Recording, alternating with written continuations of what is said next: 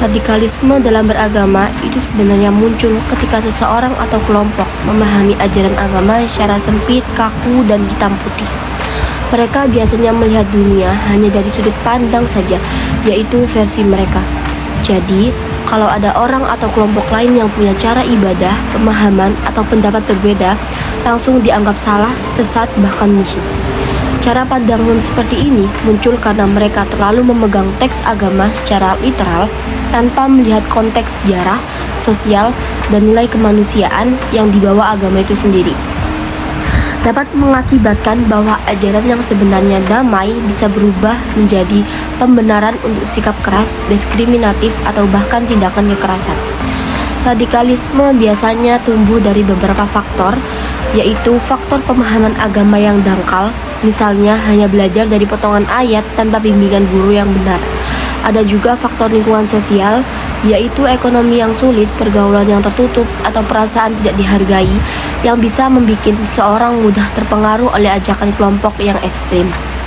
Selain itu, radikalisme sering berkembang lewat media sosial, ceramah-ceramah provokatif, atau komunitas kecil yang isinya saling menguatkan pandangan sempit.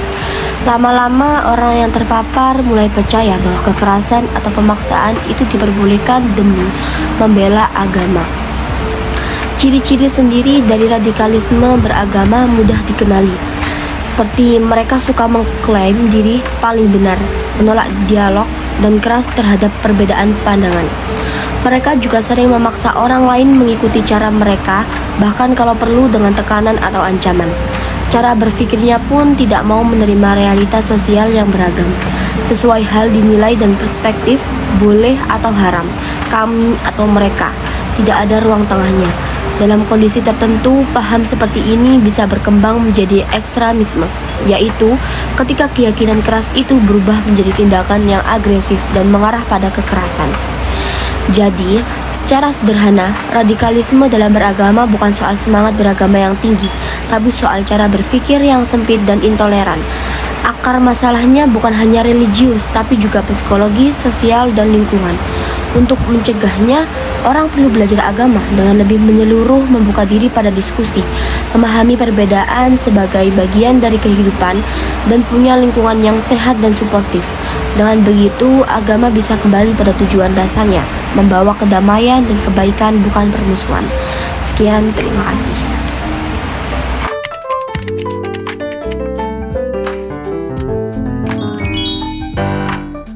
Liberalisme adalah paham yang menekankan kebebasan individu, termasuk dalam hal berpikir, berpendapat, dan menafsirkan nilai-nilai kehidupan. Ketika gagasan ini masuk ke ranah agama, khususnya Islam, muncul berbagai bentuk pendekatan yang dikenal sebagai Islam liberal atau pemikiran liberal dalam Islam. Karakteristik pemikiran liberal dalam Islam secara umum, ada beberapa ciri yang dapat ditemui dalam pendekatan liberal terkait agama. Yang pertama yakni bersikap inklusif terhadap semua agama. Jadi mereka menganggap bahwa semua agama adalah benar karena semua agama membawa pada kebaikan, semua agama membawa kebaikan, semua agama mengajarkan kebaikan dan mengarah pada satu Tuhan yang sama namun dengan cara yang berbeda-beda sesuai dengan agama yang mereka anut. Yang kedua, ada penafsiran kontekstual. Ayat dan hadis ditafsirkan dengan mempertimbangkan kondisi sosial, sejarah, dan budaya masa kini. Pendekatan ini sering menggunakan metode hermeneutika atau analisis historis. Yang ketiga, ada penekanan pada kebebasan individu. Aspek moral dan religius sering ditekankan sebagai pilihan personal, bukan kewajiban kolektif. Yang ketiga, ada pemisah antara nilai agama dan kebijakan negara. Beberapa pemikir liberal berpendapat bahwa negara tidak harus mengatur secara rinci urusan ibadah atau moralitas pribadi. Keempat, ada fokus pada nilai universal. Keadilan, kesetaraan gender, HAM, dan kemanusiaan sering menjadi titik tekan dalam menafsirkan ajaran Islam. Pemikiran liberal dalam Islam memiliki dampak yang cukup luas dan beragam. Dampaknya dapat dilihat dalam dua sisi, baik dampak positif maupun tantangan yang muncul. Dampak positif. Yang pertama, mendorong dialog baru. Pemikiran liberal sering membuka ruang dialog antar Islam dan modernitas, sehingga memudahkan adaptasi umat Islam dengan perkembangan zaman, menguatkan peran intelektual. Gerakan liberal sering muncul dari kampus, pusat riset, dan forum ilmiah, sehingga mendorong peningkatan kualitas diskusi keislaman. Dampak yang menjadi tantangan. Yang pertama, potensi pemahaman yang terlalu longgar.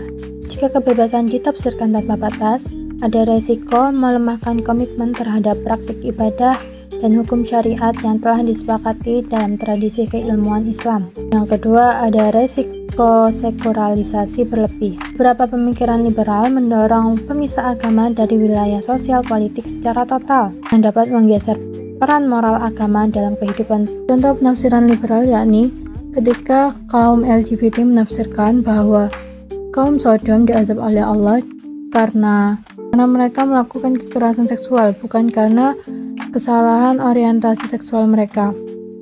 Jadi mereka menafsirkan bahwa kaum Nabi Lut ini memberikan perlakuan paksaan terhadap tamu-tamu Nabi Lut atau malaikat Allah, sehingga mereka diazab kan atas orientasi seksual mereka. Islam sendiri mengakui adanya ruang kebebasan dalam Al-Quran terhadap prinsip La ikraha fiddin, tidak ada paksaan dalam beragama. Tetapi Islam juga menekankan bahwa kebebasan harus berjalan bersama tanggung jawab moral dan spiritual. Ulama dalam Journal of Islamic Law and Society menjelaskan bahwa Islam menghargai akal, menampung ijtihad, dan membuka ruang diskusi, namun tetap menjaga batas-batas yang ditetapkan syariat agar tidak menimbulkan kekacauan nilai.